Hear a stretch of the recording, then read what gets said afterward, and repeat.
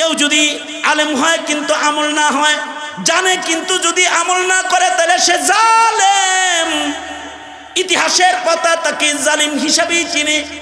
পৃথিবীর ইতিহাসে একজন আলেম ছিল, নাম আবুল ফজল ফয়জি। সম্রাট আকবরকে যে দিনে ইলাহি নির্মাণ করার জন্য কুবুদ্ধি দিয়েছে, সম্রাট আকবরকে আবুল ফজল ফয়জি বলে 1000 বছর হয়ে গেছে মুহাম্মদুর রাসূলুল্লাহর ধর্ম পুরানো হয়ে গেছে। ফয়জি বলে, সম্রাট আকবর আপনি আরেকটা ধর্ম প্রণয়ন করেন, যার নাম দিবেন দ্বীনে ইলাহি। প্রণয়ন করলো, দ্বীনে ইলাহি চালু করলো।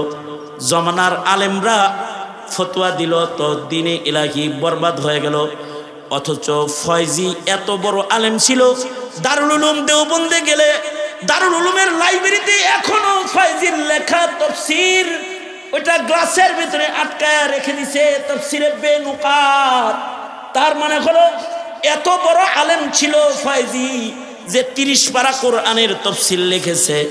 30 পারা কোরআনের তাফসীর লিখতে গিয়ে কোনো নুকতাওয়ালা একটা অক্ষর তার কিতাবের ভেতরে সে ব্যবহার করে নাই। তাফসীরে বেনুকাত তার মানে হলো 30 পারা কোরআনের ব্যাখ্যা লিখেছে নুকতা ছাড়া, অক্ষর দিয়া। কত বড় ভাষা, কত বড় পাণ্ডিত্য তার ভেতরে থাকলে এত বড় শাহজার নাদের কার্য সে সম্পাদন করতে পারে। এত বড় আলেম হওয়ার পরেও দ্বীনে ইলাহি চালু করে আহলুস সুন্নাহকে বাইপাস করার চেষ্টা করেছে। জাতি জীবনে তাকে আলেম বলে না। জাতি যদি ভ্রষ্ট কোনো আলেম জমিনে দেখতে পায়, তো তাকে আবুল ফজল বলে গালি দেয়। আদম আলাইহিস সালাতু ওয়াস সালামের পর থেকে আমাদের নবী পর্যন্ত লক্ষাধিক নবী রাসূল যারা এই দুনিয়াতে আগমন করেছেন, সকলেই শিক্ষক হয়ে আগমন করেছেন। সকলেই 2 জিনিস নিয়ে আগমন করেছেন। সকল নবীরা 2 জিনিস নিয়ে আগমন করেছেন। একটা হলো ঈমান, নবীরা ঈমান নিয়ে আগমন করেছেন, জাতিকে কুফর থেকে বাঁচায়েছেন। আর নবীরা ইলম নিয়ে আগমন করেছেন, জাতিকে মূর্খতার বেড়াজাল থেকে মুক্ত করেছেন। মূর্খতার থেকে পরিত্রাণ দিতে নবীরা ইলম নিয়ে আগমন করেছেন। কুফর থেকে বাঁচাতে নবীরা ঈমান নিয়ে আগমন করেছেন। এরই ধারাবাহিকতায় আমাদের নবী, নবীদের শেষ নবী, শ্রেষ্ঠ নবী মুহাম্মদুর রাসূলুল্লাহ, আরো জোরে জবান খুলে বলেন সাল্লাল্লাহু আলাইহি ওয়াসাল্লাম, আমাদের নবী পৃথিবীতে শিক্ষক হয়েই আগমন করেছেন। নবীজি বলেন বুইস্তু মুআল্লিমান, আমি শিক্ষক হিসেবে আবির্ভূত। আমাদের নবীজিও শিক্ষক হিসেবেই আগমন করেছেন। আমাদের নবী যেন জাতিকে সকল প্রকারের শিক্ষা দিতে পারেন, এ কারণে আমাদের নবীর শ্রেষ্ঠ মুআজিজা ইলমের মুআজিজা। নবীজি বলেন উতিতু ইলমাল আউয়ালিন ওয়াল আখিরিন, আল্লাহ তাআলা আউয়ালিন এবং আখিরিনের সব ইলম আমাকে দান করেছেন।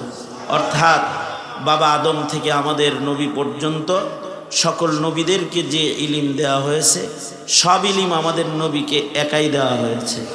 এবং কিয়ামত পর্যন্ত যত মানুষ আসবে, তারা যত ইলম নিয়ে আগমন করবে, এই সব ইলমের মজমুআ আমাদের নবীজিকে আল্লাহ তাআলা দান করেছেন।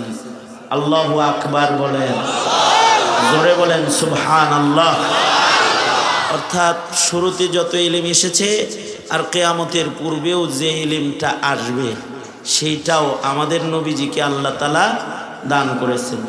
শুধুই মাত্র জমিনের ইলম দান করেন নাই, আসমানের ইলমও দান করেছেন। এ কারণে এই রজব মাসেই আল্লাহর রাসূলকে সপ্তাকাশ পার করে আল্লাহ তাআলা আরশ পর্যন্ত নিয়েছেন, নিজের সাক্ষাৎ ও দিদার করায়। আসমানি ইলম, জান্নাত জাহান্নামের সরাসরি ইলমও আমাদের নবীজিকে আল্লাহ তাআলা দান করেছেন। আমাদের নবী আলাইহিস সালাতু ওয়াস সালামকে জমিনেও আল্লাহ তাআলা জান্নাত জাহান্নাম দেখাইছেন। হাদিস শরীফে আছে, একবার আল্লাহর রাসূল সূর্যগ্রহণের নামাজ পড়তেছিলেন। আল্লাহর নবী সূর্যগ্রহণের নামাজ পড়তেছেন। সূর্যগ্রহণ চন্দ্রগ্রহণ লাগে না? হ্যাঁ, আল্লাহর রাসূল সূর্যগ্রহণের নামাজ পড়তেছিলেন। নবী আলাইহিস সালাতু ওয়াস সালাম যখন এই সূর্যগ্রহণের নামাজ পড়তেছেন, নামাজটা কত লম্বা ছিল। প্রথম রাকাত সুবহানাল্লাহ বলার লাগে রেডিও বয়ে থাকেন, একটা খবর দিই, একটা সুবহানাল্লাহ করলে কি হইব। নবীজি পয়লা রাকাতে 5 পারা কোরআন শরীফের তিলাওয়াত করেছেন, দ্বিতীয় রাকাতে 2.5 পারা কোরআন মাজিদের তিলাওয়াত করেছেন। অর্থাৎ 2 রাকাত সূর্যগ্রহণের নামাজ পড়তে আল্লাহর রসুল নামাজে তিলাওয়াত করেছেন 7.5 পারা। আমরা হইলে পিছন দিয়ে দৌড়ে ভাগ্যা পড়তাম, ঠিক না? সাহাবায়ে কেরামও নামাজে লম্বা তেলাওয়াত করতেন কখনো কখনো। আমাদের লম্বা তেলাওয়াত হইতে থাকলে, লম্বা সেজদা হইতে থাকলে পিছন থেকে কাশাকাশি শুরু করে। তার মানে আমার সুবহানাল্লাহ আলা পড়া শেষ হয়েছে, হুজুর মাথা তুলেন। অথবা আমার তাশাহুদ দুরূদ শরীফ পড়া হয়েছে, হুজুর মেহেরবানি করে সালামটা ফিরান। কাশাকাশি শুরু করে, তাই না? আল্লাহর রসুলের রুকু আর সেজদাগুলো এত লম্বা ছিল, আওয়াজ করেন না, চুপ করে বসে। আল্লাহর রসুলের রুকু আর সেজদাগুলো কত লম্বা হইতেছিল, এত লম্বা রুকু আর সেজদা হইতেছিল। সাহাবী মনে করছে যে নবীজি মনে হয় মাথা তুলছে, সাহাবীরাও তুলছে, আমি মনে হয় টের পাইছি না। কোন সাহাবী সেজদা থেকে ওইটা দেখতো এরকম যে তুলছে কিনা, যখন দেখতো নবী তুলে নাই তো আবার উনি সেজদায় যেত। এত লম্বা রুকু, লম্বা সেজদা আল্লাহর রসুল নামাজে দিয়েছেন। আর তিলাওয়াত কতটুকুন করেছেন? 2 রাকাতে 7.5 পারা, 7.5 পারা, 2 রাকাতে 7.5 পারা তিলাওয়াত করেছেন। এর ভেতরে আশ্চর্য, নবীজি নামাজের ভেতরে সামনের দিকে, নামাজ চলাকালীন অবস্থায় নবী সামনের দিকে দৌড় দিচ্ছেন, সামনের দিকে দৌড় দিচ্ছেন আল্লাহর নবী। আবার আল্লাহর রসুল পেছনের দিকে ভেগেছেন। সাহাবীরা প্রশ্ন করে, সরওয়ারে দো আলম নামাজরত সামনের দিকে দৌড় দিলেন কেন? আল্লাহর রসুল সাল্লাল্লাহু আলাইহি ওয়াসাল্লাম বলেন, নামাজ চলাকালীন সরাসরি আল্লাহ তাআলা জান্নাত সরাসরি আমার সামনে তুলে ধরেছিলেন। জান্নাতি গাছের ফলগুলা আমি দেখতেছিলাম, ভাবলাম যে একটা ফলের ঝোপা কমাস কম তোমাদের জন্য যদি নিবার পারি, এই জন্যে এই জান্নাতি ফলের যে থড়াটা আছে এটা নেওয়ার জন্য আমি দৌড় দিছিলাম। আবার আনলেন না কেন? কই আনলাম না এই জন্যে যে ঈমান বিল গায়েব নষ্ট হয়ে যাবে। চোখে দেখে ফেললে কিয়ামত পর্যন্ত এটা থাকবে আর খাবে। তাহলে আল্লাযীনা ইউমিনুনা বিল গায়েব যেটা আছে, না দেখে বিশ্বাস করা, এটা তো ঈমান। এই ঈমান ক্ষতিগ্রস্ত হবে, এই জন্য আবার এটা নেই চলে আসছে। নামাজরত আল্লাহর রসুল আবার পেছনের দিকেও আসতেছিলেন। আল্লাহর রসুল সাল্লাল্লাহু আলাইহি ওয়াসাল্লাম নবীজি যখন পেছনে আসছেন তো সাহাবীদের প্রশ্ন হলো, তাহলে পিছনের দিকে আসলেন কেন? নামাজ চলাকালীন শুধুই মাত্র জান্নাত আল্লাহ আমাকে দেখাইছে তা না, জাহান্নামও দেখাইছেন। জাহান্নামের আগুনের গর্জন দেখে পেছনের দিকে এসেছি। আল্লাহর রাসূল বলেন, এবং জাহান্নামের ভেতরে ওই মহিলাকে আমি জ্বলতে দেখেছি যে মহিলা বিড়ালের উপরে জুলুম করেছে। বিড়ালের উপরে জুলুম করেছে মহিলাটা, অর্থাৎ মহিলাটা নেককার ছিল, মহিলাটা নামাজি, হাদিস শরীফে আছে, মহিলাটা নামাজি ছিল, রোজাদার ছিল, কিন্তু সে বিড়ালের উপরে জুলুমকারী। বিড়াল পালতো একটা, এটারে খাওয়ান দিত না ঠিক মতো। এখন কিন্তু বিড়াল খুব পালাপালি হয়। আমার একজন বলতেছে, হুজুর আপনার একটা বিড়াল হাদিয়া দিবার চাই।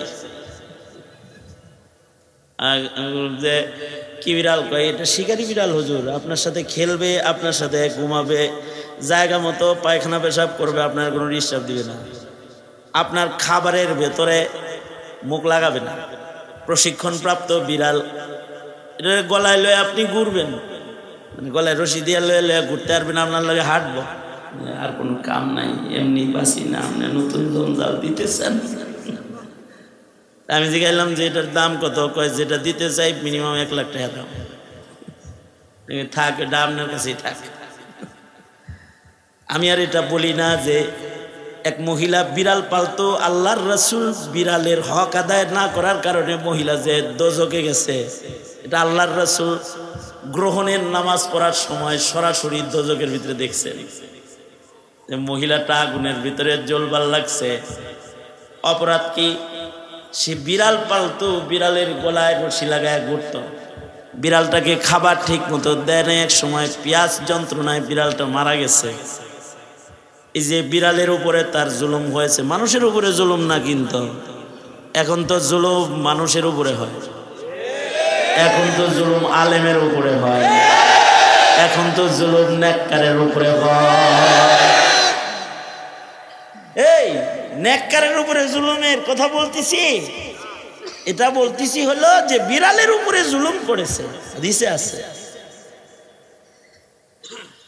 তো যাই হোক, আমার আলোচনা ওই দিকে না, প্রাসঙ্গিক একটি হাদিস আমি আপনাদের সামনে তুলে ধরলাম যে আল্লাহর রাসূলকে তো আল্লাহ তাআলা দুনিয়ায় বসায় বসায় জান্নাত জাহান্নামের সরাসরি লাইভ প্রদর্শন করেছেন, দেখাইছেন।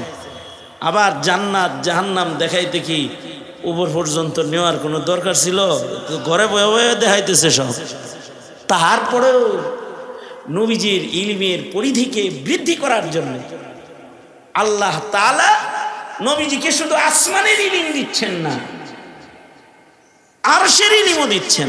আল্লাহু আকবার! একেবারে আরশ পর্যন্ত নিয়ে যাচ্ছেন। প্রথম আকাশে কি আছে, দ্বিতীয় আকাশে কি আছে, 3 নম্বর আসমানে কি আছে, চতুর্থ আকাশে কি আছে, সব নবীজিকে দেখাইতেছেন।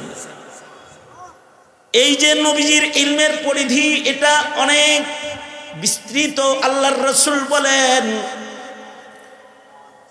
আলা রাসূলুল্লাহি সাল্লাল্লাহু আলাইহি ওয়াসাল্লাম উতিতু ইলমাল আউয়ালিন ওয়াল আখিরিন।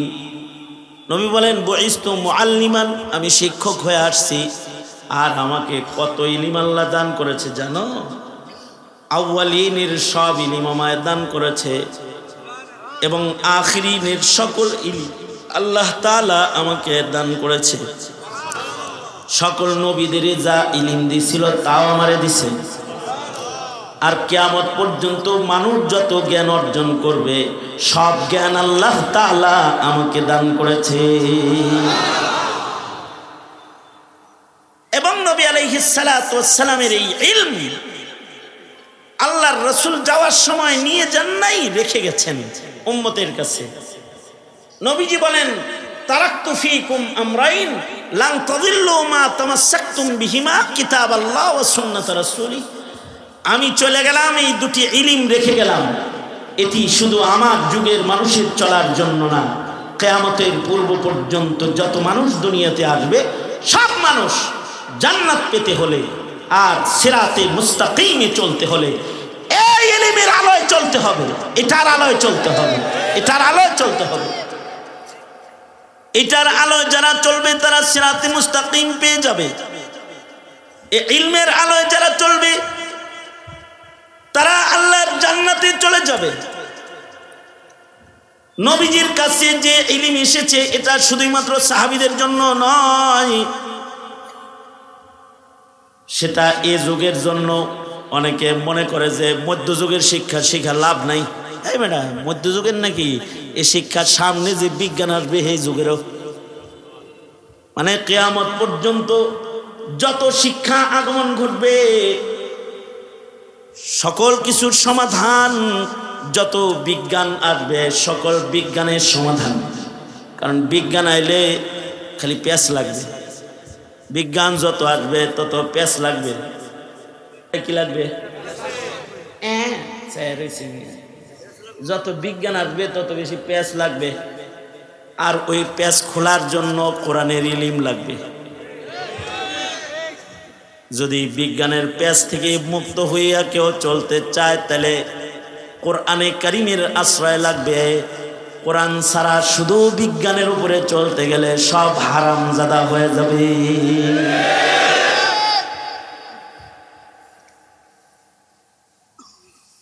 এমন কিছু সমস্যা আছে যে সমস্যাগুলো নবীর যুগে ঘটে নাই, নবীর পরের যুগে ঘটছে, অথবা তারপরের যুগে ঘটছে, অথবা এখন ঘটতেছে, অথবা আরো 100 বছর পরে ঘটবে। সেই সমস্যার সমাধান জাগতিক জ্ঞান সমাধান দিতে অক্ষম।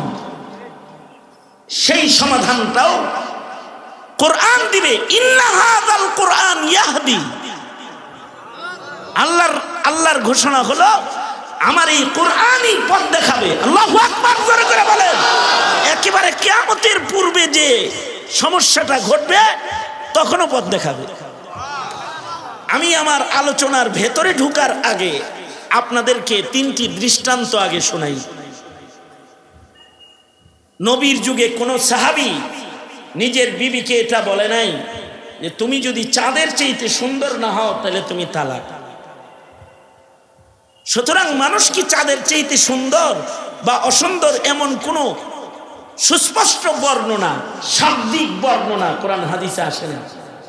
কিন্তু হযরত ইমামে আজম আবু হানিফার যুগে এসে একজন বলে তুমি যদি চাঁদের চাইতে সুন্দর না হও তাহলে তুমি তালাক, 3 তালাক।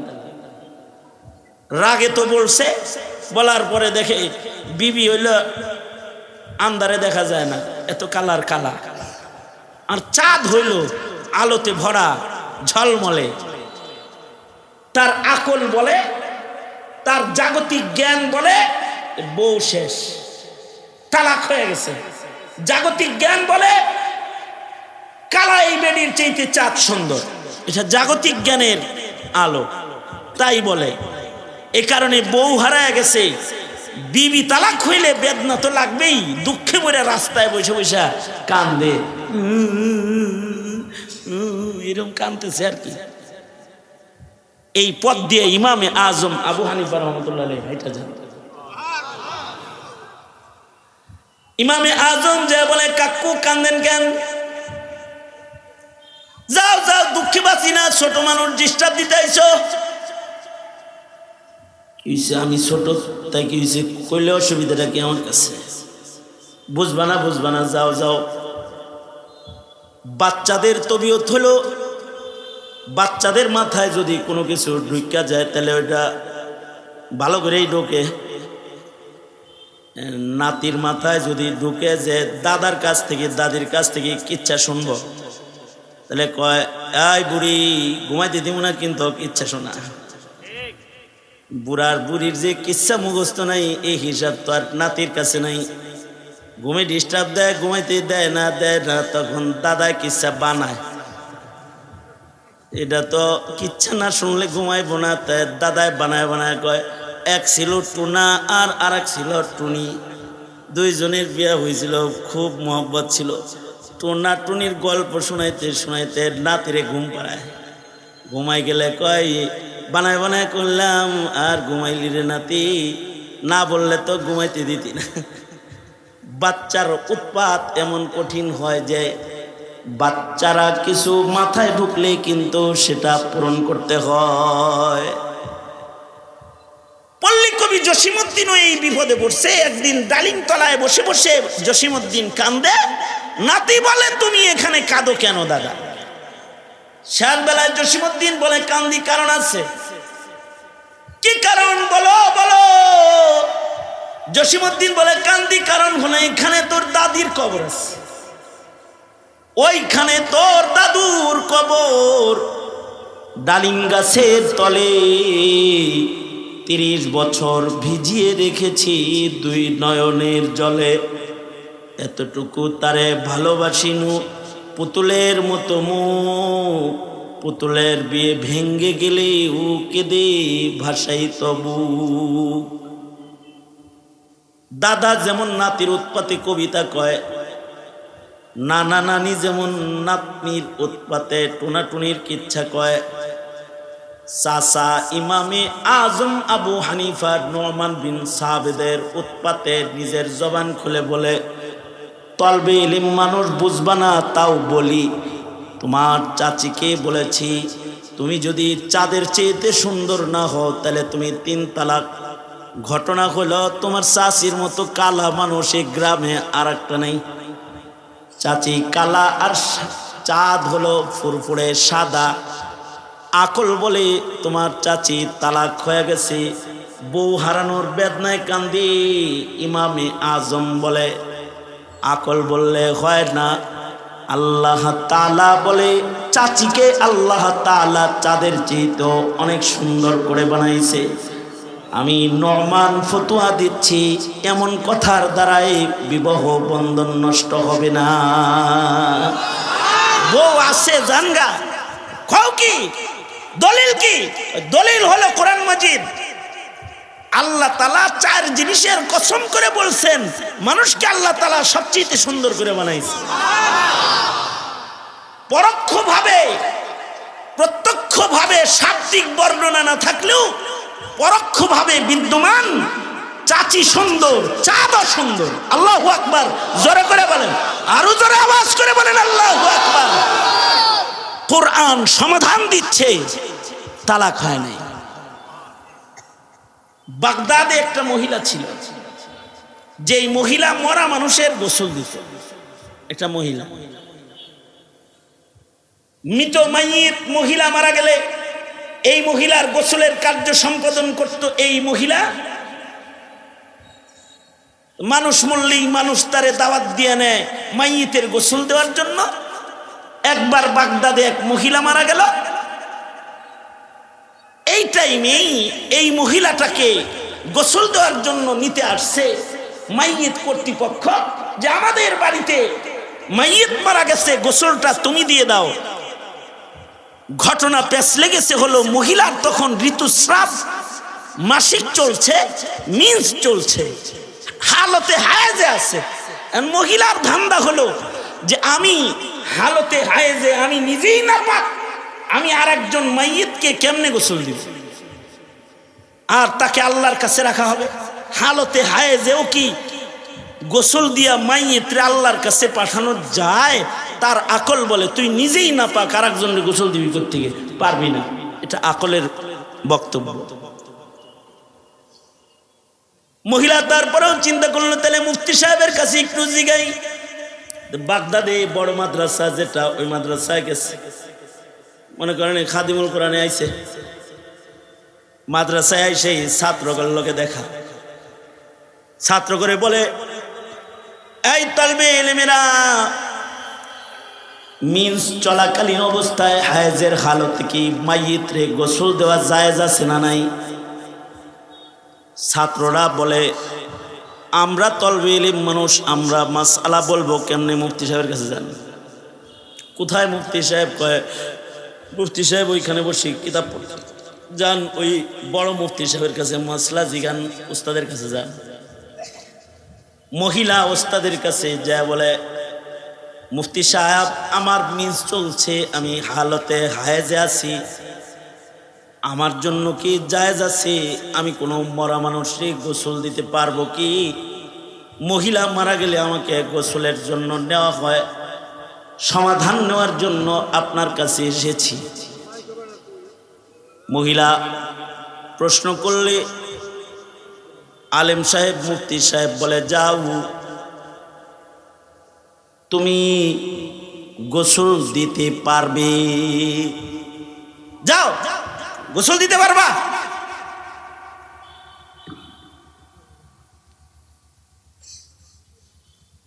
মহিলা এই কথা শুই না চলে যেতেছে গোসল দেওয়ার জন্য। গেটের থেকে ছাত্ররা ধরছে, এই মহিলা তুমি কি বাড়ি ফিরে যাও না গোসল দিতে যাও? গোসল দিতে যাই। মুফতি সাহেব বলছে জায়েজ আছে? বলছে। ছাত্ররা বলে, দলিল কি? মহিলা বলে, আমি উম্মি মানুষ, আমি মোল্লা মুন্সি কিছু না, আলেমে বলছে দেওয়ান যাইব, জায়েজ ফতোয়া পাইছি, চলে যেতেছি, দলিল দিয়ে আমি কি করব? দলিলের আমি কি বুঝি? ছাত্ররা বলে ঠেকে গেলে দলিল একাই খুঁজবা, জেনে যাইবা হেনে যদি কয় দলিল কি তখন কি কইবা? আসলে ছাত্রদেরও দলিলটা দরকার। ছাত্ররা বলে যাও যায় দলিল জিজ্ঞাসা করো যে প্রমাণ কি, কোন কিতাবে আছে যে আমি মিনসের হালতে মাইয়েতরে গোসল দিতে পারবো। মহিলা আবার ফেরত গেছে মুফতি সাহেবের কাছে,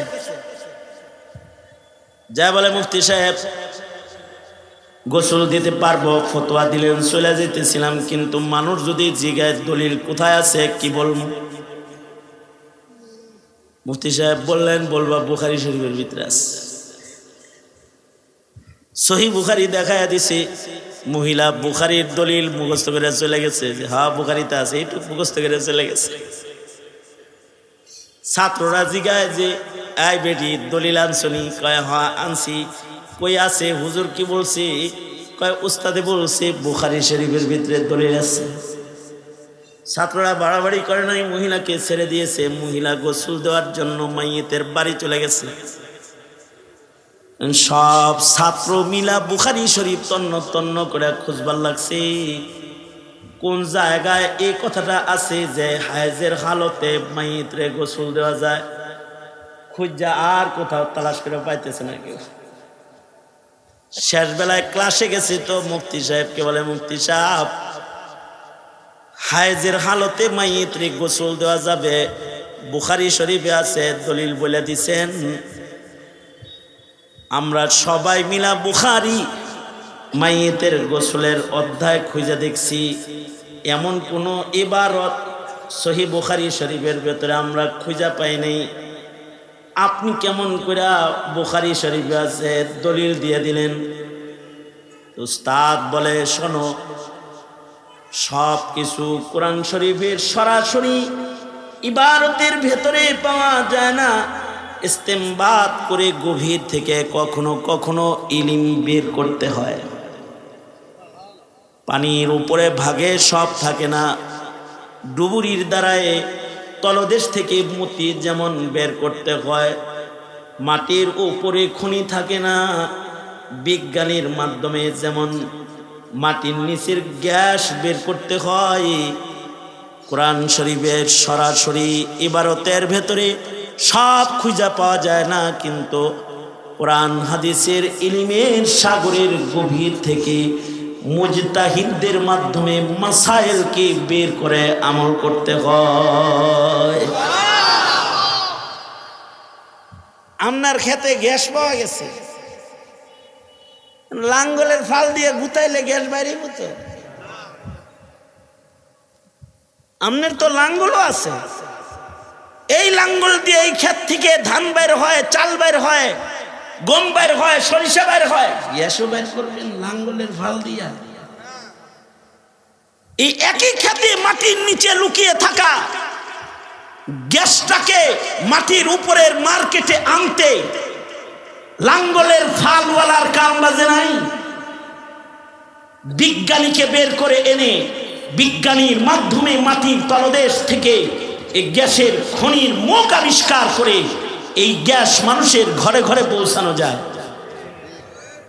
সেম কোরআনে কারীমের গভীর ইলমের খনির তলদেশ থেকেও যোগ্য আলেম, মুফতি, মুহাদ্দিস, মুজতাহিদ তাদের মাধ্যমে জাতির সামনে এসে যাওয়া জটিল মাসাইলের জবাবও কোরআনে কারীমের গভীর তলদেশ থেকে, হাদিসের তলদেশ থেকে যার তার দ্বারাই বের করা সম্ভব হয় না। ফাসআলু আহলা যিকরি ইন কুনতুম লা তা'লামুনা বিল বাইয়িনাতি ওয়াজ জুবুর। জমিনে এমন কিছু আলেম থাকে যারা কোরআনের গভীর থেকে গভীর সাগরের নিচ থেকে মাসাইল বের করে জাতির কাছে পৌঁছায় দেয়, হাদিসের গভীর থেকে মাসাইল বের করে জাতির কাছে পৌঁছায় দেয়। সঙ্গত কারণে কিয়ামত পর্যন্ত যোগ্য আলেমের কদর থাকবে। নবী বলেন ফজলুল আলিমি আলাল আবিদি কা ফজলি আলা আদনাকুম। সাহাবীরা তোমাদের মাঝে আমার মর্যাদা যেমন, সাধারণ মানুষের ভেতরে একজন যোগ্য আলেমের মর্যাদা হবে তেমন। আল্লাহু আকবার, জোরে করে বলেন আল্লাহু আকবার। কারণ সে ইলমের রাজ্যের গভীর তলদেশ থেকে মাসাইল বের করে জাতির কাছে পেশ করবে। তো উস্তাদ বলে বুখারী শরীফের ভিতরে আছে, কয় কোন জায়গায় আছে? একটু ভিতরে আছে, জায়গাটা দেখায় দেন। কয় দেখো না, আল্লাহর রাসূল সাল্লাল্লাহু আলাইহি ওয়াসাল্লাম রমাদানুল মুবারকে আল্লাহর রাসূল মসজিদে ইতিকাফ করতেছেন। নবীজির মাথা ধৌত করার জন্য মসজিদের ভেতর থেকে নিজের মাথা জানালা দিয়া হুজরায়ে আয়েশাতে বের করে দিছেন। আর হযরত আয়েশা উম্মুল মুমিনিন জানালা দিয়া রাসূল মসজিদ থেকে মাথা বের করে হুজরায় ঢুকায় দিছে। আর হযরত আয়েশা নবীর মাথাটা হুজরায় আয়েশায় দাঁড়ায় দাঁড়ায় উনি নবীর মাথা ধুয়ে দিতেছে। হযরত আয়েশা বলে আমি মিনসের হালতে আছি। রাসূল বলে অসুবিধা নাই, তাও ধুয়ে দাও। হালতে হায়জে মিনসের হালতে যদি সাইয়্যিদুল মুরসালিন নবীর মাথা ধোয়া যায়, নবীর মাথার চাইতে বুঝি মরা মানুষের দাম বেশি হয়ে গেছে গা, যে এইটা হায়জের হালতে ধৌত করা যাবে না। নবীর বুখারীর হাদিস প্রমাণ করে হালতে হায়জেও জীবিতরেও গোসল দেওয়া যায়, মরারেও গোসল দিয়ে দেওয়া যায়। আল্লাহু আকবার, জোরে করে বলেন আল্লাহু আকবার। এজন্য আলেমের জরুরত কি জন্য?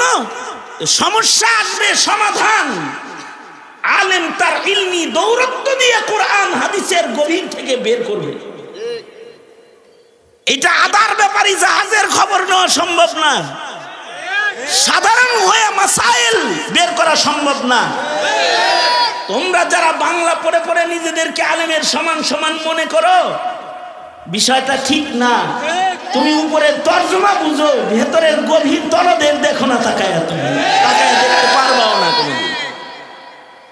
এর জন্য গভীর জায়গায় যাওয়ার যোগ্য আলেমে দ্বীন লাগবে। মুফতি আজম শফি রহমাতুল্লাহ আলাইহি ওনার একটি লাস্ট দৃষ্টান্ত আপনাদের সামনে দিয়ে আমি আমার সামনের কথাগুলো আপনাদের কাছে পেশ করতে চাই। সেটা হলো এই, মুফতি আজম শফি রহমাতুল্লাহ আলাইহি উনি বলেছিলেন জমিনে এমন এমন কিছু সমস্যা আসবে যেই সমস্যার সমাধান আলেম না দিলে পেছ লেগে যাবে।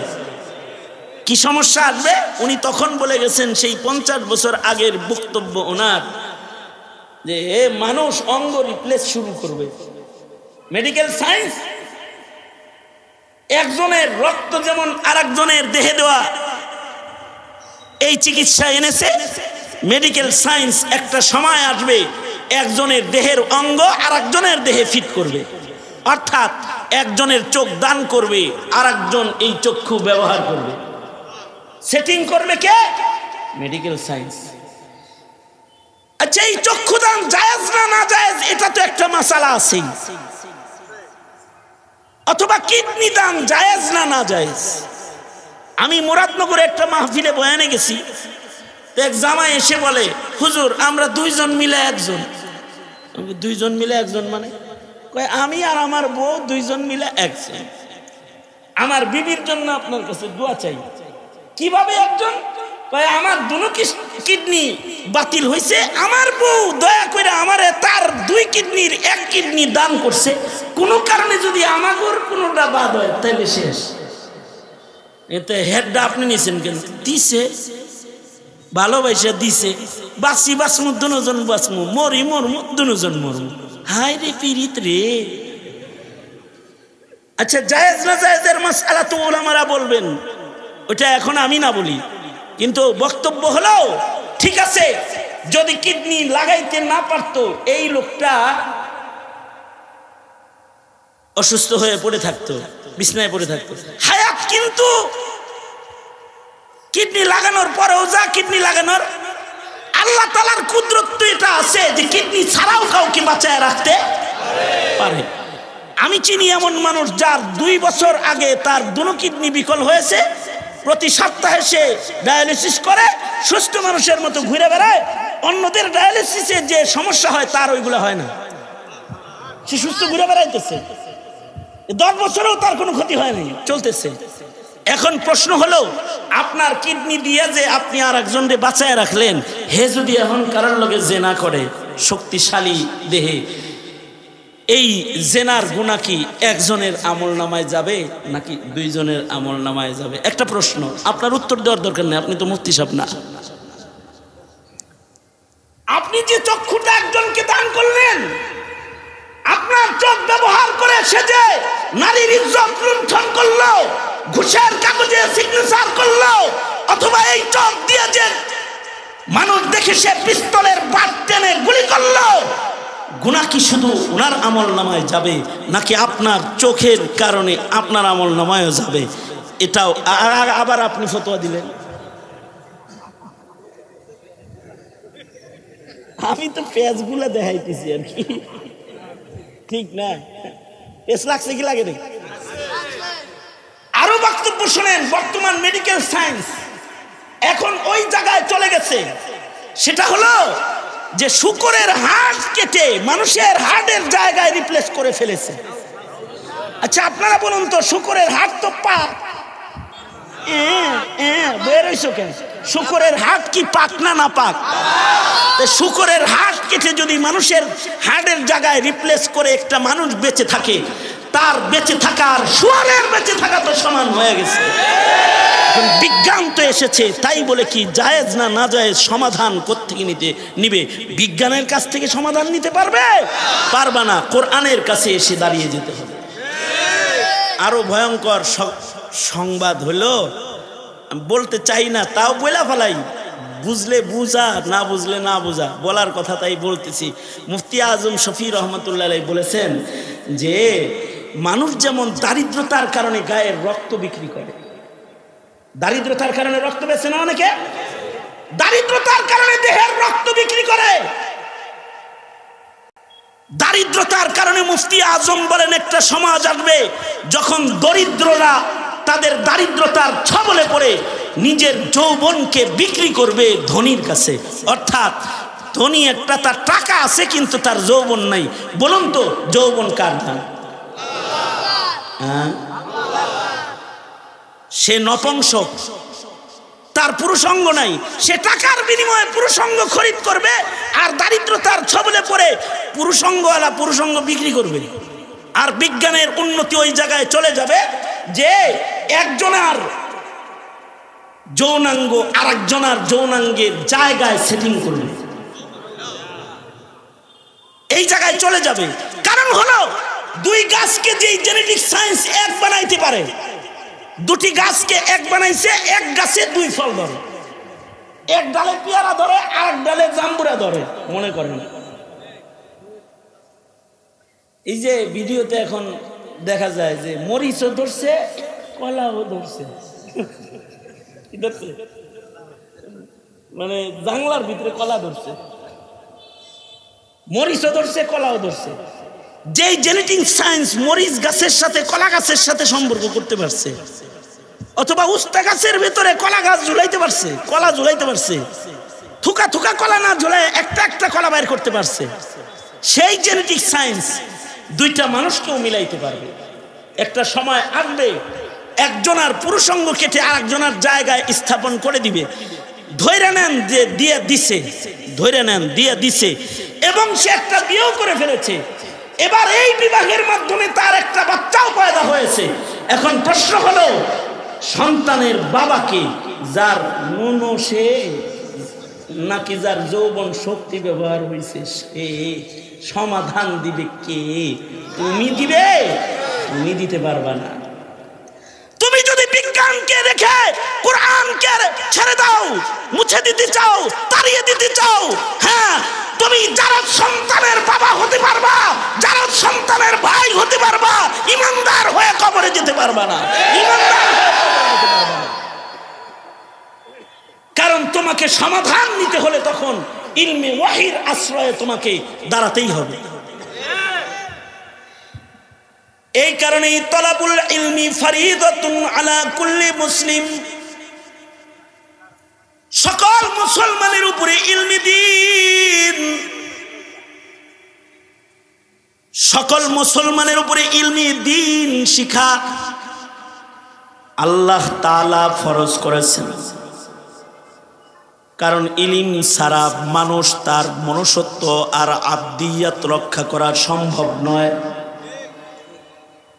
ইলমে দ্বীন ছাড়া কবর হাসরের শান্তি নিশ্চিত করা সম্ভব নয়। জাগতিক জ্ঞান দিয়ে দুনিয়ার জমিনে ভোগের রাজ্য করা যায়, কিন্তু জান্নাতের শান্তি নিশ্চিত করা যায় না। কবরের হালতকে সুন্দর বানানো যায় না। যদি কবর হালতকে কেউ সুন্দর বানাইতে চায় তাহলে জাগতিক জ্ঞান এটা যথেষ্ট নয়। তাকে ওই জিনিস জানতে হবে, ওই জিনিস বুঝতে হবে যেটা তার রবের পছন্দ। আমার শক্তি আছে একটা কাজ করার, কিন্তু আমার রবের অপছন্দ। না করাটার নাম হলো গোলামি। আমার শক্তি আছে একটা দিকে যাওয়ার, কিন্তু আমার রবের অপছন্দ। না যাওয়ার নামই হলো গোলামি। এই হিল্লত আর হুরমত আর জায়েজ আর না জায়েজ জাতির কাছে পেশ করবে যে ইলমটা সে ইলমের নাম ইলমি দ্বীন, সে শিক্ষার নাম শরীয়তের শিক্ষা, ধর্মের শিক্ষা। এই শিক্ষা ছাড়া আল্লাহ পাকের বিধান জানা সম্ভব নয়। এই শিক্ষা ব্যতিরিকে আল্লাহ পাকের বান্দা হওয়াও আমাদের জন্য সম্ভব নয়। আফসোসের বিষয় হলো, আফসোসের বিষয় এখানে যেটা সেটা হলো এই, মুসলমানের ঘরে জন্মগ্রহণ করেছে, ইলমি দ্বীন কি জিনিস আর জাগতিক জ্ঞান কি জিনিস, এই দুইটা জ্ঞান সম্পর্কে যথেষ্ট ধারণাই মুসলমানের বাচ্চার নাই। সঙ্গত কারণে ইলমি দ্বীনের কদর করা, সম্মান করার শক্তি সামর্থ্য তার পয়দা হয়নি। ন্যূনতম কিছু ব্যবধান তো বুঝতে হবে। ন্যূনতম কিছু ব্যবধান আমি আপনাদের সামনে পেশ করি, যাতে আমাদের মুসলিম ঘরের সন্তানদের কাছে কোরআনের মূল্যায়ন, হাদিসের মূল্যায়ন যেন প্রতিষ্ঠা হয়, মাদ্রাসা শিক্ষার গুরুত্ব যেন কমপক্ষে উপলব্ধি হয়। বেশি না, কয়েকটা ব্যবধান। একটা ব্যবধান বলছি, সেটা হলো এই, কিয়ামত পর্যন্ত কোরআন হাদিসের ভেতরে, কোরআনের ভেতরে ভুল আবিষ্কার করার শক্তি পৃথিবীর সকল শক্তি মিলেও, সকল শিক্ষা একত্রিত হয়েও কোরআন থেকে কোনো ভুল বের করার ক্ষমতা কারোর নাই। কারণ এর সনদ হলো লা রাইবা ফি, এটা নির্ভুল, এর ভেতরে কোনো ভুল নাই। আল্লাহু আকবার জোরে করে বলেন, আরো জোরে আওয়াজ করে বলেন, আওয়াজ করে বলেন আল্লাহু আকবার। কারা বের করতে পারবে না ভুল? অশিক্ষিতরা না, দুনিয়ার সব শিক্ষিত মিলেও কোরআনে কারীমের ভেতরে কোনো ভুল আবিষ্কার করতে পারবে? ঈমানের সাথে বলেন, ঈমানের সাথে, বিশ্বাসের সাথে বলেন, পারবে? জোরে আওয়াজ করে বলেন, পারবে না।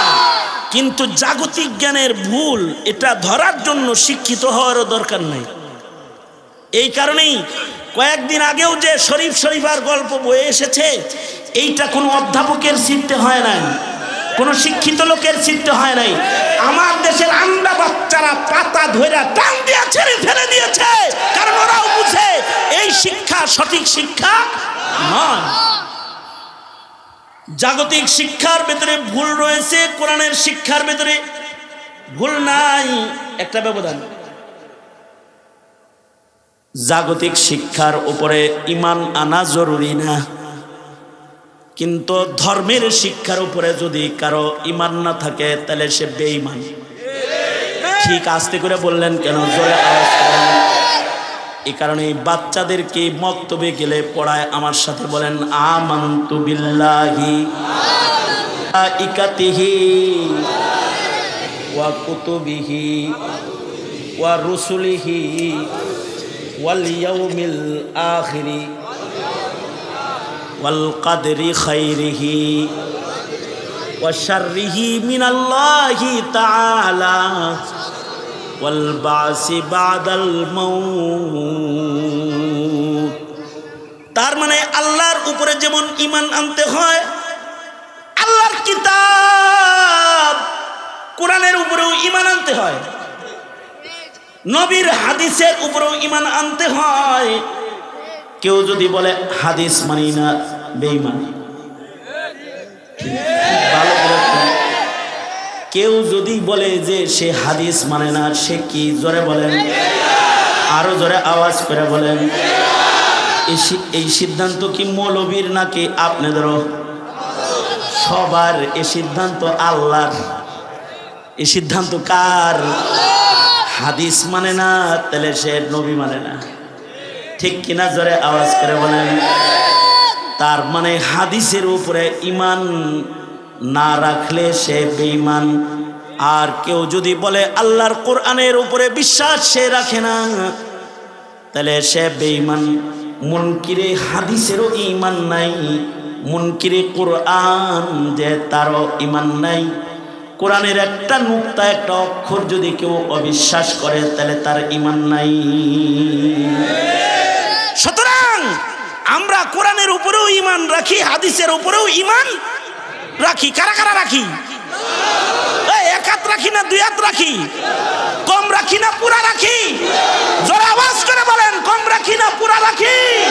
পুরা ঈমান রাখি। আল্লাহু আকবার বলেন। হাত নামান, হাত নামান।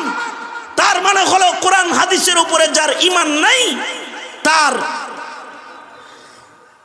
কি? তার কি নাই? তারই ঈমান নেই। কোরআন হাদিসের উপরে যার বিশ্বাস নাই, তার ঈমান নেই, সে বেঈমান। সে কি? জোরে বলেন, আরো জোরে আওয়াজ করে বলেন।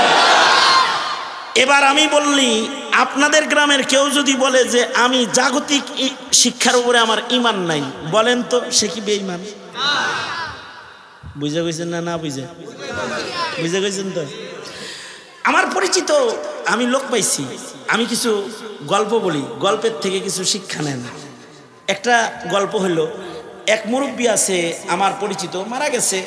উনি জীবনে কোনোদিন ওষুধ খেয়ে দেখেন, কারণ ওষুধের উপরে ওনার কি নাই।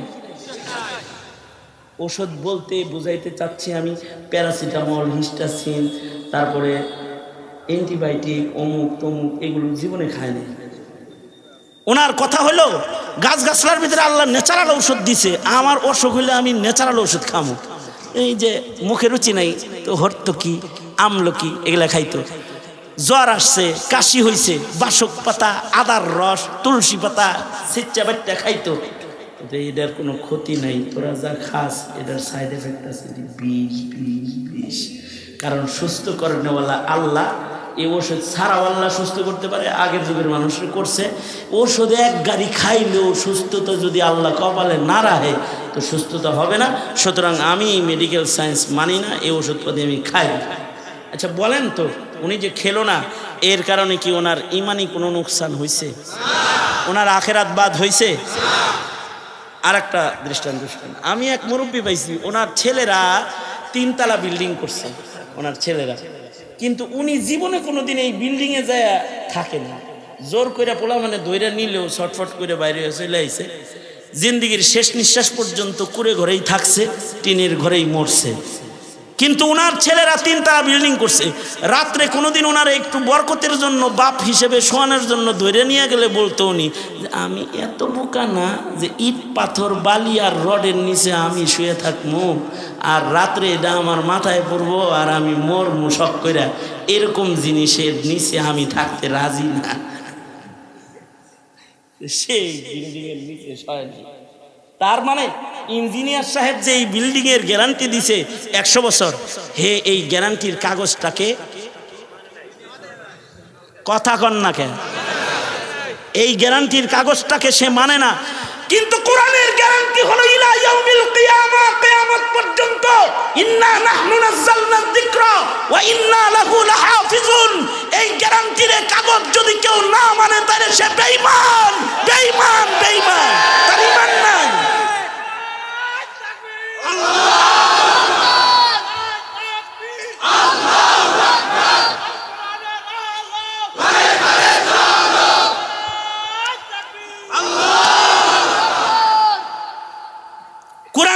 গ্যারান্টি না মানলে সে কি?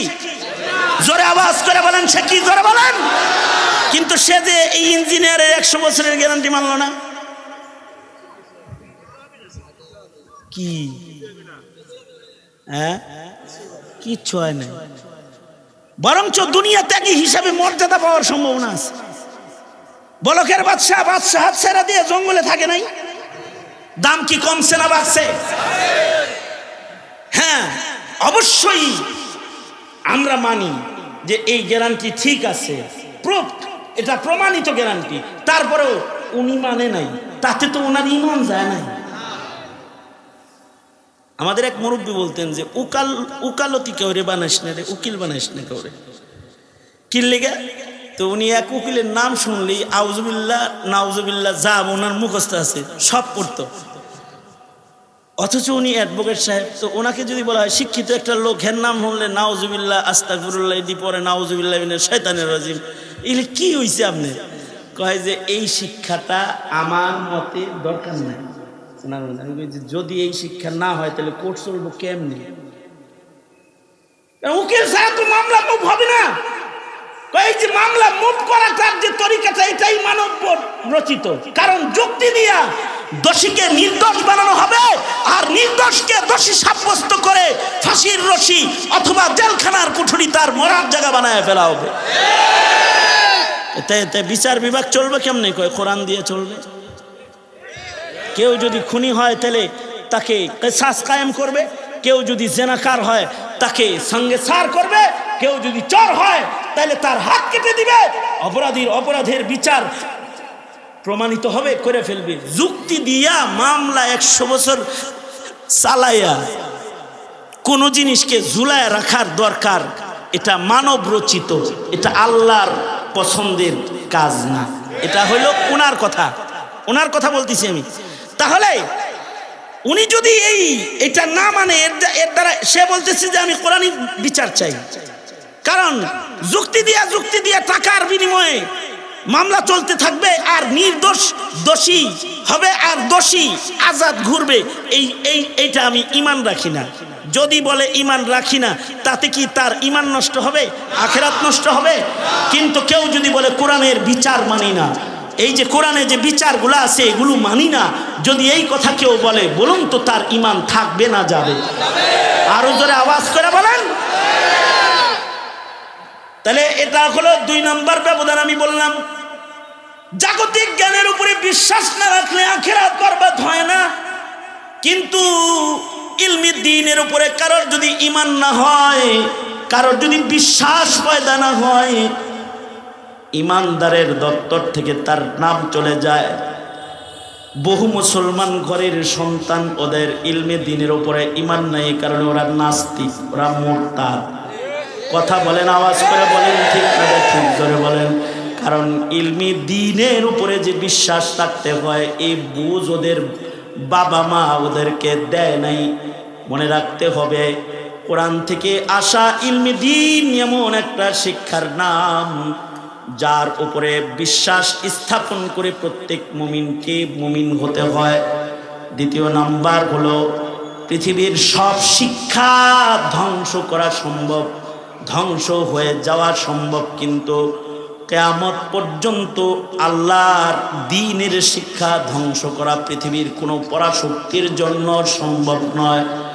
কারণ পৃথিবীর সকল শিক্ষা বস্তু নির্ভরশীল, আর আল্লাহর শিক্ষা আল্লাহ তাআলা আসবাবের দ্বারা হেফাজত করবেন না, এটাকে আল্লাহ তাআলা আল্লাহর কুদরত দিয়া হেফাজত করবি।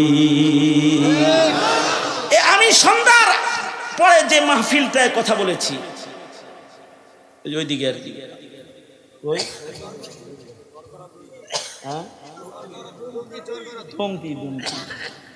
ওখানে আমি কয়েকটা ছেলেকে পাগড়ি দিছি। এই আজকের ঘটনা, একটা ছেলেকে পাগড়ি দিলাম, ও মাত্র 9 মাসে হাফেজ হয়েছে। সুবহানাল্লাহ, আরো আস্তে করে বলেন। কয় মাসে হাফেজ হয়েছে? 9 মাসে যে 30 পারা কোরআন ওর সিনার ভেতরে প্রবেশ করলো, এটা কি কোনো ব্যক্তি প্রবেশ করায়ছে না আল্লাহ প্রবেশ করায়ছে? জোরে আওয়াজ করে বলেন। আজকে যদি পৃথিবীর কম্পিউটার কাগজ কলম বাতিল হয়, কোনো কারণে যদি এগুলো হারিয়ে যায়, আর যদি নূহ নবীর প্লাবন হয়, সব যদি পানির নিচে যায়, সব শিক্ষা গোল্লায় যাবে। কিন্তু একটা শিক্ষা প্লাবন থেমে গেলে গাছতলায় আবার শুরু হবে, সেটা হলো ইলমি দ্বীন, যে মানুষের সিনায় সিনায় হেফাজতে আছে। আবার দারুল উলুম দেওবন্দের ডালিম তলার মতো আবার মাদ্রাসা কায়েম হয়ে যাবে। এ কায়েম করবেন কে? জোরে আওয়াজ করে বলে। সর্বশেষ ব্যবধান যেটা আমি বলতে চাই, যে ব্যবধানের মাধ্যমে আমি আমার আলোচনাটা এতে টেনে দিতেছি, সেটা হলো এই দুনিয়ার কোনো শিক্ষা অর্জন করে যদি কেউ আমল না করে, অসুবিধা নাই। ইঞ্জিনিয়ার জীবনে ইঞ্জিনিয়ারগিরি করে নাই, বদনাম নাই। ডাক্তার জীবনে কোনোদিন রোগী দেখে নাই, বদনাম নাই। LLB পাস জীবনে কোনোদিন কোর্টের বারান্দা দিয়ে ঘুরে নাই, তার বদনাম নাই। তাতে শিক্ষা অপমানিত হয় নাই, শিক্ষিত অপমানিত হয় নাই। কিন্তু ইলমে দ্বীন এমন একটা ইলিমের নাম, যদি এই ইলিম শিখার পরে এর আমল যদি কারোর ভেতরে না পাওয়া যায়, সে আল্লাহর কাছে ধিক্কৃত। এমন আলেমকে দোজকের আগুনের ভেতরে আল্লাহ তাআলা সবার আগে ফেলবে, যার ইলিম আছে কিন্তু আমল নাই। জাতির ভেতরেও যদি কোনো আমল ছাড়া মৌলবী সাপ পাওয়া যায়, যে মৌলবী ইলিম হাসিল করেছে কিন্তু আমল করে না, জাতি তাকে আলেম কয় না, জাতি সবাই মিলা তাকে জালেম কয়। কারণ ইলমে দ্বীন এমন ইলিম নয় যে গাধার বোঝার মতো বহন করে সারা জনম চলা যায়, বরঞ্চ ইলমে দ্বীন এমন একটা ইলমের নাম যেটা সারা জনম আমল করতে হয়, সারা জনম এটা বিতরণ করতে হয়, যার বিতরণ আর আমলের মাধ্যমে জাতির কল্যাণ হয়। আর যিনি এই আমল করে তার মর্যাদা বেড়ে যায়। এ কারণে পৃথিবীতে বড় আলেম যত আছে, তাদের আমল খুঁজে দেখো অনেক বড়। কেউ যদি আলেম হয় কিন্তু আমল না হয়, জানে কিন্তু যদি আমল না করে, তাহলে সে জালেম। ইতিহাসের পাতা তাকে জালিম হিসাবেই চিনে। পৃথিবীর ইতিহাসে একজন আলেম ছিল, নাম আবুল ফজল ফয়জি। সম্রাট আকবরকে যে দিনে ইলাহি নির্মাণ করার জন্য কুবুদ্ধি দিয়েছে, সম্রাট আকবরকে আবুল ফজল ফয়জি বলে 1000 বছর হয়ে গেছে, মুহাম্মদুর রাসূলুল্লাহর ধর্ম পুরান হয়ে গেছে। ফয়জি বলে, সম্রাট আকবর আপনি আর একটা ধর্ম প্রণয়ন করেন, যার নাম দিবেন দিনে ইলাহি। প্রণয়ন করলো, দিনে ইলাহি চালু করলো। জমানার আলেমরা ফতোয়া দিল, তো দিনে ইলাহি বরবাদ হয়ে গেল। অথচ ফয়জি এত বড় আলেম ছিল, দারুল উলুম দেওবন্দে গেলে দারুল উলুমের লাইব্রেরিতে এখনো ফয়জির লেখা তাফসীর ওইটা গ্লাসের ভিতরে আটকায় রেখে দিছে, তাফসীরে বেনুকাত। তার মানে হলো এত বড় আলেম ছিল ফয়জি যে 30 পারা কোরআনের তাফসীর লিখেছে। 30 পারা কোরআনের তাফসীর লিখতে গিয়ে কোনো নুকতাওয়ালা একটা অক্ষর তার কিতাবের ভেতরে সে ব্যবহার করে নাই। তাফসীরে বেনুকাত তার মানে হলো 30 পারা কোরআনের ব্যাখ্যা লিখেছে নুকতা ছাড়া অক্ষর দিয়া। কত বড় ভাষা, কত বড় পাণ্ডিত্য তার ভেতরে থাকলে এত বড় সাজার নাদের কার্য সে সম্পাদন করতে পারে। এত বড় আলেম হওয়ার পরেও দিনে ইলাহি চালু করে আহলুস সুন্নাহকে বাইপাস করার চেষ্টা করেছে। জাতি জীবনে তাকে আলেম বলে না।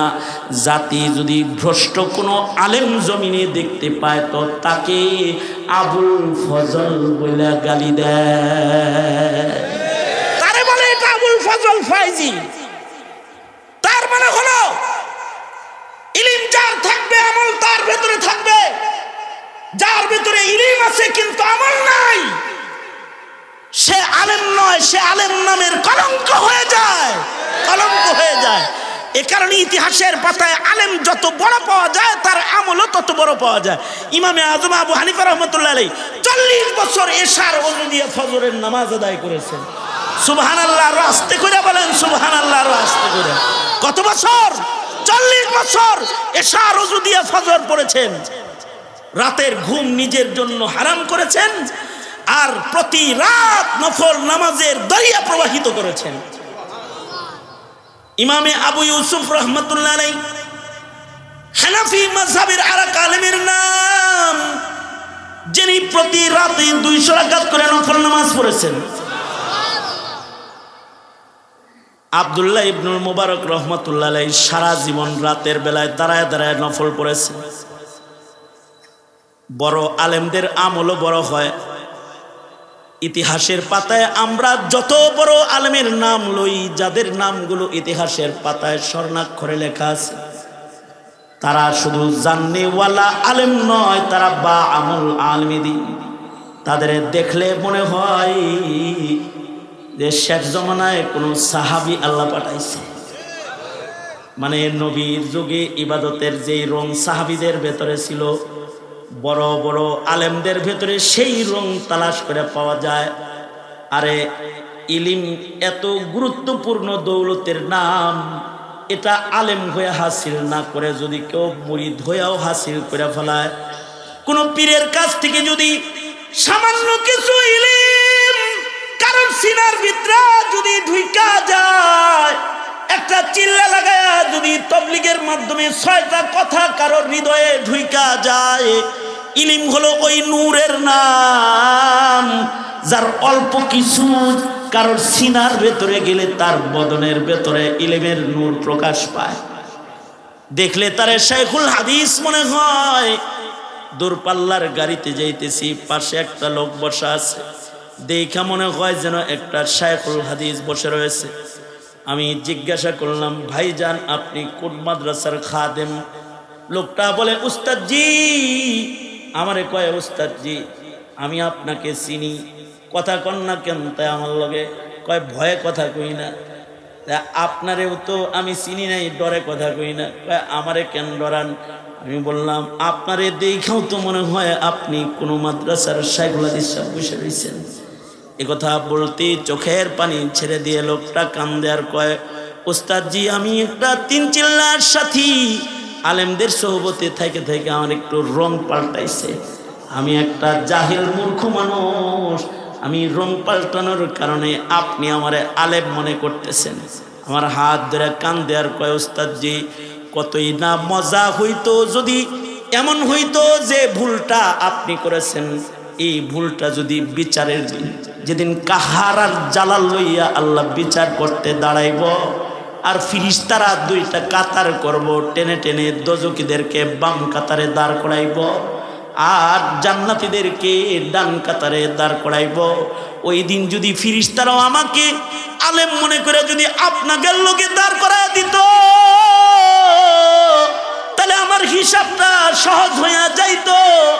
এই কথা বইলা যখন হাউমাউ করে কাঁদতেছে, আমি বুকে জড়ায় ধরে বললাম, ভাইজান ভয় নাই, ভয় নাই। রাসূল বলেছেন, মান তাশাব্বাহা বিকওমিন ফাহুয়া মিনহুম। আল্লাহর রাসূল বলেছেন, যার সাথে যার রঙের মিল হবে, ময়দানে মাহশারে আল্লাহ তাআলা তাকে তার সাথে দাঁড় করায় দিবে। কাউকে যদি নেককারের মতনও দেখা যায়, ময়দানে মাহশারে নেককার হিসেবে তাকে ডান কাতারে দাঁড় করায় দিবে। আর যদি কাউকে মুসলমানের ঘরে জন্মায় যদি ইহুদির মতন দেখা যায়, যদি নাসারার মতন দেখা যায়, তাহলে কিন্তু ইহুদ নাসারার দলের ভেতরে ধাক্কা দিয়ে পাঠায় দিবি। সঙ্গত কারণে অল্প ইলিমও যদি কারোর ভেতরে আইসা যায়, তার ভেতরে যে ইলিমের নূরগুলা আইসা যায়, এই নূরের কারণেও ওই মানুষটা আলেমের নকলকারী হয়ে আল্লাহর জান্নাতি বান্দা হয়ে কিন্তু কবরে চলে যায়। আর এতটুকুন জরুরি এলেম যদি কারোর ভেতরে না আসে, তখন সে জন্মায় মুসলমানের ঘরে কিন্তু রাসূলকে গালি দেয়, জন্মায় মুসলমানের ঘরে কিন্তু কাদিয়ানীকে পক্ষে কথা কয়, জন্মায় মুসলমানের ঘরে কিন্তু নাস্তিক মোরতাদের দালালি করা শুরু করে দেয়, পশ্চিমাদের দালাল হয়ে দাঁড়ায় যায়। জন্মায় মুসলমানের ঘরে কিন্তু কোরআনের বিপক্ষে কথা বলা শুরু করে দেয়, হাদিসের বিপক্ষে কথা কয়, আলেমের বিপক্ষে কথা কয়। অথচ লাল চামড়ার গোষ্ঠীরা তার দেশে যখন ট্রান্সজেন্ডার কায়েম করবার চায়, আর সমকামিতা আর চার সন্তানের ফ্যাক্টরি যখন খুলতে চায়, তখন সে বুবার মতো শয়তানের মতো বসে থাকে। কারণ অতটুকুন ইলমও তার নাই, কখন চুপ থাকতে হয় আর কখন মুখ খুলতে হয়, এতটুকুন জ্ঞান তার ভেতরে নাই। সঙ্গত কারণে হে জাতি, নিজের প্রজন্মকে এতটা মূর্খ অবস্থায় ছেড়ে দিও না যে সে তার ঈমান চিনতে পারে না, ইসলাম চিনতে পারে না। আদালতে কিবরিয়াতে কিন্তু আসামি হয়ে দাঁড়ায় যেতে হবে। তালাবুল ইলমি ফরিদাতুন আলা কুল্লি মুসলিম। হ্যাঁ, অবশ্যই এই ইলমি দ্বীন আল্লাহ যাকে দেয় সে পায়। মাইরিদিল্লাহু বিহি খাইরাই ইউফাক্কিহু ফিদ্দীন। আল্লাহ যার কল্যাণ চায় আল্লাহ তাকে ইলম দান করে, সহি সমাজ দান করে। সঙ্গত কারণেই নবীকেও আল্লাহ বলে অকুর রব্বি জিদনি ইলমা। হে বন্ধু, আপনি আমার কাছে বলেন, হে আমার প্রতিপালক, আপনি আমাকে ইলম বৃদ্ধি করে দেন। ইলমি দ্বীন এটা ব্যক্তির অর্জন নয়, এটা রবের দান। জোরে বলেন কার দান? আরো জোরে আওয়াজ করে বলেন কার দান? ইলম এটা রবের দান। সঙ্গত কারণে ইলম আল্লাহর কাছে চাইতে হয়, সহি বুঝ আল্লাহর কাছে চাইতে হয়। প্রজন্মকে সহি বুঝ দেওয়ার মেহনত করব, আর নিজেরা ইলমি দ্বীন আল্লাহর কাছে চাইব ইনশাআল্লাহ। বলেন ইলমের কদর করব ইনশাআল্লাহ, ইলমের কদর করব, জাতিকে ইলমে দ্বীনের কদর শিখাবো ইনশাআল্লাহ। চিল্লায়া বলেন, আরো যারা আওয়াজ করে বলেন। সুতরাং মাদ্রাসা, আলেম ওলামা, কোরআন সুন্নাহ এর পক্ষে থাকবো না বিপক্ষে থাকবো?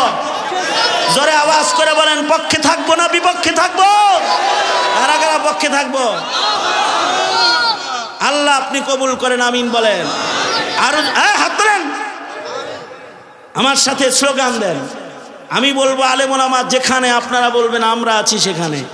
আলেম ওলামা যেখানে, আলেম ওলামা যেখানে, আলেম ওলামা নাই যেখানে, কোরআন সুন্নাহ যেখানে,